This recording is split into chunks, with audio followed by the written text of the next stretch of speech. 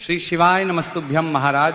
जैसा कि आप सभी जानते ही हैं कि महादेव की सबसे प्रिय तिथि यानी कि अधिक मास शिवरात्रि कुछ ही दिनों में आने वाली है। और महाराज आज हम जानेंगे कि इस दिन जो पार्थिव शिवलिंग का पूजन किया जाता है उसमें आपको कौन कौन सी सामग्रियां लगने वाली हैं, साथ ही पूजन आपको किस दिन और किस समय करना है इस बारे में भी आज हम जानेंगे। तो देखिए महाराज, जो अधिक मास शिवरात्रि होती है ये 3 सालों में केवल एक ही बार आती हैं, तो इसीलिए सभी भक्तों को अपने घर पार्थिव शिवलिंग बना करके उसका पूजन जरूर ही करना चाहिए। तो देखिए महाराज, इस बार अधिक मास शिवरात्रि 13 जून शनिवार के दिन आने वाली है और इसी दिन आप सभी को पार्थिव शिवलिंग का पूजन करना है, जिसका लाभ आपको अपने घर पर बैठे बैठे मिल जाएगा। देखिए महाराज, जिस तरह से सावन शिवरात्रि पर हमारे द्वारा ऑनलाइन पूजन कराया जाता है, उसी तरह से आप सभी को शाम के समय प्रदोष काल में ही अधिक मास शिवरात्रि का यह पूजन अपने ही घर ऑनलाइन करना है। तो महाराज आप सभी को ये जो पूजन है इसे 13 जून की शाम को सूर्यास्त के बाद यानी कि शाम 7 बजे से हमारे साथ आस्था चैनल के माध्यम से करना है। अब महाराज हर साल की तरह इस पूजन के लिए सबसे पहले तो आपको बनाना होगा पार्थिव शिवलिंग यानी कि मिट्टी का शिवलिंग, और इसी पार्थिव शिवलिंग का करना होगा आपको सभी को अच्छे से पूजन। देखिए महाराज, जिस तरह से हमारे द्वारा प्रत्येक वर्ष सावन शिवरात्रि पर ऑनलाइन पूजन कराया जाता है, उसी तरह से इस वर्ष अधिक मास शिवरात्रि पर भी ऑनलाइन पूजन कराया जाएगा। पिछले साल हमने जो सावन शिवरात्रि पर जो ऑनलाइन पूजन किया था इसमें हमसे बहुत अधिक गलतियां हुई थी, आधी से अधिक पूजन सामग्रियों की जानकारी हमें सही से नहीं मिल पाई थी। तो इसीलिए इस वीडियो में हम आपको एक एक सामग्री को अच्छे से बताएंगे, जिसे आपको अच्छे से नोट करते जाना है कि आपको कौन सी सामग्री कितनी मात्रा में लेनी है, यानी कि कमल गट्टे कितने लेने हैं, बेलपत्र कितने लेने हैं, और इसके अलावा सभी जो सामग्रियां हैं वो हमें कितनी कितनी संख्या में लेनी है। तो इन सभी सामग्रियों की जानकारी हम अच्छे से इस वीडियो के माध्यम से आपको देने वाले हैं। तो इन सामग्रियों को आपको अच्छे से कॉपी में नोट कर लेना है, लेकिन उससे पहले वीडियो को एक लाइक करें, चैनल को सब्सक्राइब करें और कमेंट बॉक्स में ओम नमः शिवाय या हर हर महादेव लिखना ना भूलें। महादेव के आशीर्वाद से आपके जीवन की हर परेशानियां, हर संकट समाप्त होंगे और आपकी सारी मनोकामनाएं परिपूर्ण होगी। तो महाराज एक एक करके समझते हैं कि हमें पूजन में कौन कौन सी सामग्रियां लगने वाली हैं। देखिए, सबसे पहले जो आपको सामग्री लेनी है वो लेनी है आपको गेहूं के दाने। अब देखिए, गेहूं के दाने आपको मात्र 21 ही लेना है, और गेहूं के दाने जो आप लेंगे वो कहीं से भी खंडित नहीं होना चाहिए। 21 गेहूं के दाने आपको साबुत बिना टूटे हुए लेना है। अब देखिए भक्तों, जो अगली सामग्री है वह आपको लेना है नारियल, जिसे हम श्रीफल के नाम से भी जानते हैं।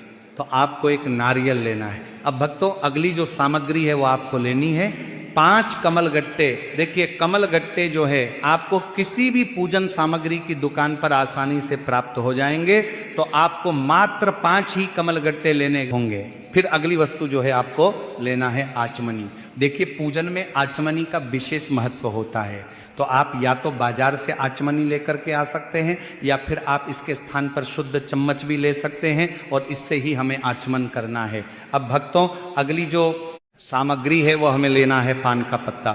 देखिए, आपको 3 पान के पत्ते लेना है।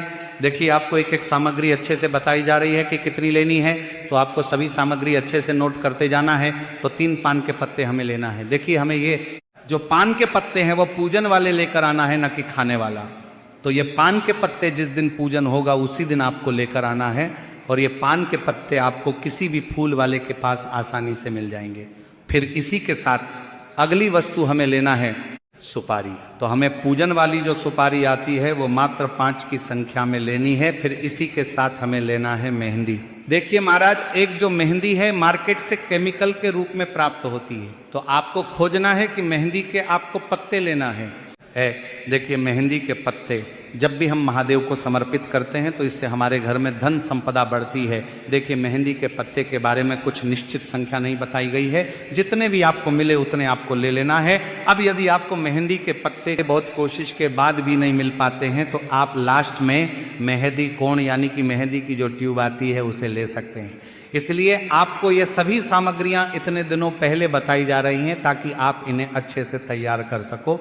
अब देखिए भक्तों, अगली जो सामग्री है वो आपको लेने हैं चावल के दाने।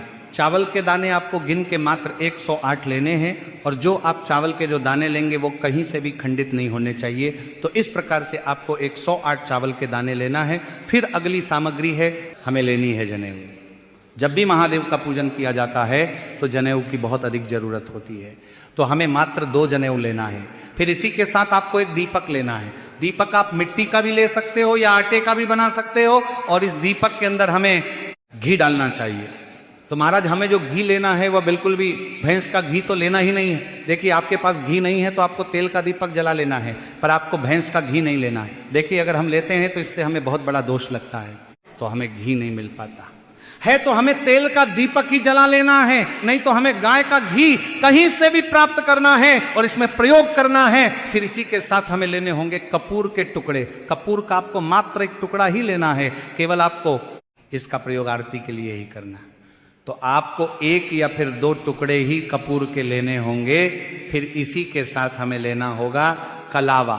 अब देखिए, कलावा जो हम अपने हाथ में रक्षा सूत्र के रूप में बांधते हैं वही हमें कलावा लेना है। देखिए, पिछली बार हमें पूजन में कलावे की बहुत अधिक जरूरत पड़ी थी, तो हमें छोटे छोटे टुकड़े करके अधिक मात्रा में यह कलवा ले लेना है। इसी के साथ हमें लेना है धूप बत्ती। अगर हमें धूप बत्ती नहीं मिल पाती है तो हमें अगरबत्ती का प्रयोग कर लेना है। इसी के साथ हमें अगली वस्तु लेनी है इत्र, जो है विशेषकर पूजन सामग्री में जो प्रयोग किया जाता है वही इत्र हमें लेना है।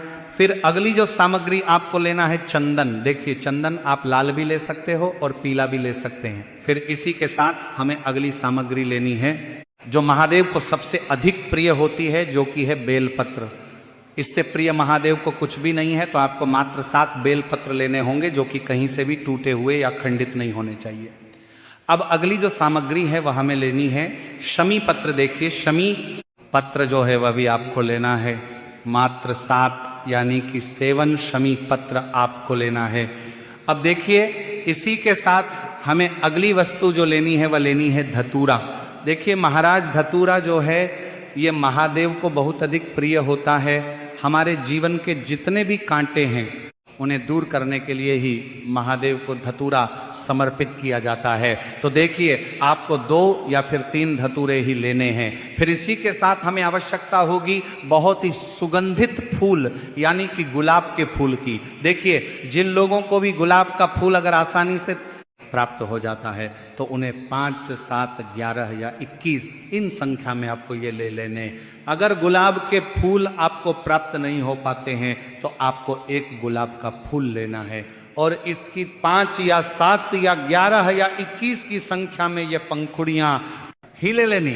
तब जब आपको अधिक मात्रा में गुलाब नहीं मिल पाते हैं तब फिर इसी के साथ आपको सफ़ेद फूल लेना है।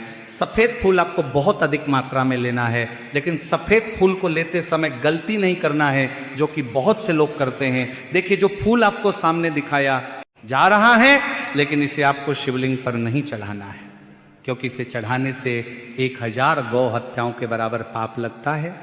और ये जो फूल है उसे हम कहते हैं केतकी का फूल, जिसे बहुत सारी जगह पर चंपा के फूल के नाम से भी जाना जाता है।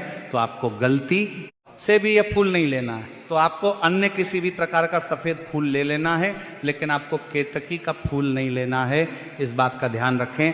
अब देखिए, इसी के साथ आपको दूध लेना होगा, शक्कर लेनी होगी, घी लेना होगा, शहद लेना होगा और थोड़ा सा आपको दही भी लेना होगा। अब घी जो है आपको गौ माता का ही लेना है, अन्य घी आपको नहीं लेना है। अब देखिए, अगली जो वस्तु है वह हमें लेनी है काले तिल। काले तिल हमें मात्र 1 से 2 चम्मच ले लेने हैं, यानी कि 1 से 2 चुटकी आपको काले तिल ले लेने हैं। फिर इसी के साथ हमें काली मिर्च लेना है। काली मिर्च हमें गिन करके लेना है, तो 21 हमें काली मिर्च लेनी है जो कि साबुत लेनी है, खंडित नहीं होनी चाहिए। इसी के साथ आपको अगली जो वस्तु है वो आपको लेना है फल। आपको मात्र 2 प्रकार के ही लेना है। आप किसी भी प्रकार के फल ले सकते हैं, फिर इसी के साथ आपको मिठाई ले लेनी है। मिठाई आपको किसी भी प्रकार की ले लेनी है। देखिए, मिठाई आप सस्ती भी ले सकते हैं और महंगी वाली भी ले सकते हैं। आपके परिवार के अनुरूप किसी भी प्रकार की मिठाई आप ले सकते हैं, क्योंकि महादेव ये नहीं देखते हैं कि ये महंगी मिठाई है या फिर सस्ती मिठाई है, वह तो आपकी पूजन का केवल भाव देखते हैं। तो देखिए भक्तों, जो भी सामग्री आपके इस अधिक मास शिवरात्रि के पूजन लगने वाली है, ये थी वो सामग्रियां। इसके बाद भी अगर किसी भी प्रकार की अन्य वस्तु आती है तो हम आपको जानकारी दे देंगे। अभी जो भी सामग्री हमने आपको बताई है, उन सभी सामग्री को अच्छे से कॉपी में नोट कर लेना है और इन सभी सामग्री को एकत्र कर लेना है। देखिए, इस बार की पूजन को हमें बहुत ही अच्छे से करना है, क्योंकि ये पूजन 3 साल में एक ही बार किया जाता है, और अगर ये मौका आप चूक गए तो आपको फिर अगले 3 साल तक मौका नहीं मिलेगा। तो हमसे ये जो गलतियां पिछली पूजा में हुई हैं, इस बार नहीं करनी है। इसीलिए ये वीडियो आपको कई दिनों पहले ही मिल चुका है, ताकि आप प्रत्येक सामग्री को अच्छे से एकत्र कर सकें और इस पूजा को आप अच्छे से कर सकें। तो महाराज, इस वीडियो को हमने आपको बहुत ही अच्छे से और सरल तरीके से समझाने का प्रयास किया है। यदि आपको वीडियो पसंद आई हो तो वीडियो को लाइक करें, और अगर आप चैनल पर नए हैं तो हमारे चैनल को सब्सक्राइब जरूर करें, ताकि आने वाली हर वीडियो आपको प्राप्त हो सके। धन्यवाद।